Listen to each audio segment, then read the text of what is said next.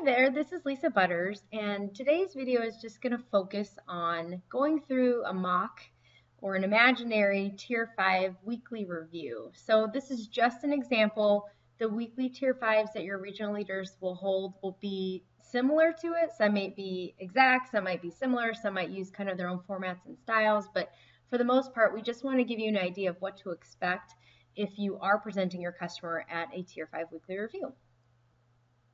The first thing that the regional leader is going to do is set the agenda. And this is just a sample agenda. He or she might have something a little bit different, but for the most part, we'd like to track the attendees. Then we're going to go over the customer reviews, which I'll give you an example of doing one for JetBlue. There'll be a special report out that's requested by Dave Lucan, which is exchanges offered and rejected, and that will be presented by the business processing team, and then a general wrap up. Again, this is just a sample. It could be different depending on the regional leader, but for the most part, this is the major content. So on this next slide, we have the attendees that make up the Tier 5 review. You have your Tier 6 leader, who's Dave Lucan. You have your Tier 5. In this example case, it would be John Ashton, who's our leader of Americas.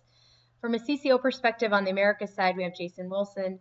CCO Americas, we have Rich DeGraff. Business Processing, Jeff Pikenin and Eric Klepper. If any mentors happen to be on the call to support any one of their customers for a specific reason, they would be listed. And then the meeting organizer for that region or the OpEx person. These names are subject to change. This is just an example slide to take you through that we would review the attendees and keep track of who's present and who's not. This slide simply presents the list of customers that will be reviewed and the order in which they will be reviewed.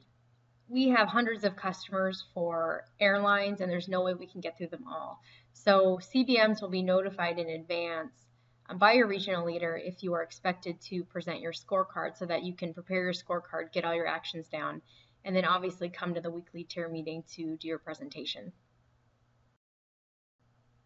And that's pretty much the beginning of the weekly Tier 5 review. Now we are ready to go straight into customer reviews, and I am going to do a mock customer review or an imaginary review of JetBlue.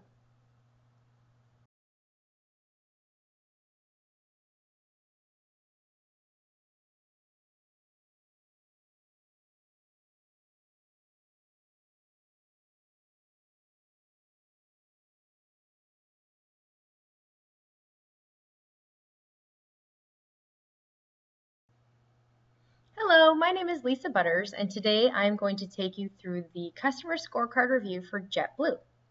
So first, let me just quickly pull this up, myscorecard.xlsm. I had pulled it up previously, and then I filled in all the comments and everything like that. So the scorecard is already generated, and I filled everything in, so I'm just going to scroll down. And this is what I'd like to review in the weekly Tier 5 review. So the first thing, I just want to go high level with a scorecard. JetBlue is red in terms of the composite score. It's at about 5.83, as you can see, which it doesn't bode well, but at the same time, as their CBM, I feel like the overall customer sentiment seems to be improving. We've noticed, or the buyers and myself have noticed, a significant past due reduction and an improvement in CSO responsiveness. They have gone through a CSR switch, and the person that they moved to, their new CSR, is doing a great job picking it up. And so we didn't have a huge gap that we had to, go back through the learning curve to find a new CSR that had to get back up to speed with the customer's operations. The CSR is pretty good. We do have some age cases. Overall, their total open cases is 15. They have 8 that are old, and by old, I mean really old. They're over 30 days old. And they're aged for a variety of different reasons. So it's a key area that I'm addressing right now. With the CSR, we have a weekly meeting where we kind of talk about some of the age cases and some of the other issues that are going on, just to make sure those get addressed. So that's kind of a high level, but I will take you through the 3 main areas, which is customer communication responsiveness, delivery performance, and CBM account health. So the first area is customer communication and responsiveness, and I'm going to address the 2 reds in this area, which is age cases and not posting a rails. So for the first one, not posting a rails, this was just really an error on my part.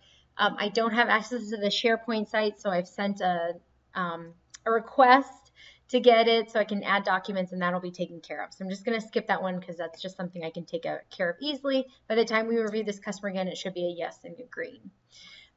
The next one, and this is a big one, is just the age cases. As I stated in the summary, 15 overall cases, 8 being aged, and they're not just aged, 3, 4, 5 days. These are, one of them is aged over 50 days. And there's a story behind each of the 8. So it's not a pattern that I can identify and say, systemically I can address these cases. It's more about one, customer inputs. There's one that requires us to go back to the customer for documentation because we have incorrect PO information. And I have a meeting scheduled tomorrow to work through that with the CSR. So hopefully by next week, we can either clear these or I'll have the action against every single case. I will say though that working with the CSR, and they know that I'm tracking the age cases and we're kind of working through them, they're getting really proactive with letting me know when cases are getting a little too old and if they need my intervention or help. I will say in this area, there are cases where I probably can get my BP person more involved to help with the customer escalation on the customer side. And so I'm going to look at, trying to incorporate them more into our MOS. And so by next week when I report on this, I'll have a better story for you. The next area is delivery performance.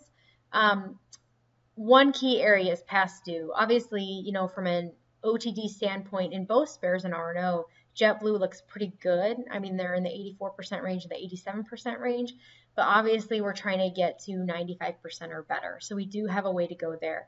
For this week, however, I do want to focus mainly on their past dues. I know that, we have scarce resources, so past dues is my focus for the week. It looks like, and this is all out of the playbook information, 6 out of 11 of our past dues are actually Tulsa heat exchangers. So I did dig into this. The majority of these, 80%, are waiting on parts. So I did send the list over to CCO. They're going to take a look at it and see if it's a chronic part shortage, something that we can pull in, because this is actually causing a major disruption considering that we have mainly, a ton of their heat exchangers, and I'm afraid that they only have maybe 1 spare available. And so we're putting the customer in a really bad spot, and I need to get the update on CCO. The next area from a past due perspective on the R&O side are the Wichita display units. Now, because this display unit is on allocation, I know that we can't just clear out all 6 past dues all at once. But I do need to make sure that I get a part number recovery plan for my customer so that they know and have a better idea of when they will eventually get their 6 units, because we've put them in a pretty bad spot in terms of spares. I think they only have 1 spare available, so we basically have almost all of their display units. So I listed the owner here as CCO. I'm going to need Jason and your team's help to put together that part number and customer recovery plan display units out of Wichita. And so hopefully I can provide that to them sometime this week if possible, and then next week when we report out on this customer, I can give an update on the allocation process and when the definitive date for JetBlue when they will get all their display units back. The last area I want to touch on is CBM account health. So overall, we're looking pretty good. There are 2 pretty red spots. One is estimated ship date fidelity, dates that are too far out or in the past. And the other one is estimated ship date and customer request date misalignment, both in the R&O area. So the first thing I wanted to talk about was ESDs in the past. I did look at the playbook, did an analysis. It looks like 13 orders out of Allentown are really driving that number. Those are my 13 orders with ESDs in the past. And so, Jason, I'm sorry, I'm going to take these orders and I will probably send them to you. And if you can just, funnel that into the ISC MOS for ESDs in the past, that would be great. I know they're already looking at it daily, but I just kind of want to keep my eye on them. And so I'll funnel those to you and let's see what we can do with them. I'm hoping that by next week, when we report on this, we'll have 0 ESDs in the past, especially from Allentown, which is driving those numbers. The next area and the last area is the estimated ship date and customer request date misalignment in the R&O area. So I tried to do analysis in the playbook, and it looks like there's a handful. There's probably like 10 to 12 orders, but just for the sake of time and resources, I really just want to focus on the top 3 for JetBlue that I know that they really would like back, and I know they really want an update from an estimated ship date perspective. So I have those top 3 orders. Those are misaligned by 60 days or more. So All three are past due, and from the customer's original estimated or customer's original request date to when the shop thinks they can deliver it, it's 60 days or more of a delta there. So what I've done in advance of this meeting, I've sent a note off to the CSR to ask them to improve the date. They will open up a Z141 task with ISC. So we'll have the 3 tasks open. ISC is obligated to answer those within a day. And so by our next, review of JetBlue, I'm hoping that the Z141s are closed out. We can provide either a better estimated ship date, and if we can't, we can at least, provide an explanation to the customer if we have any exchange opportunities available. And if we can't even do that, at least it's showing that, we're trying to pull in dates and we're looking at your orders. Other than that, I think, overall, like I mentioned before, JetBlue, a lower composite score, but there are definitely areas which we can improve immediately.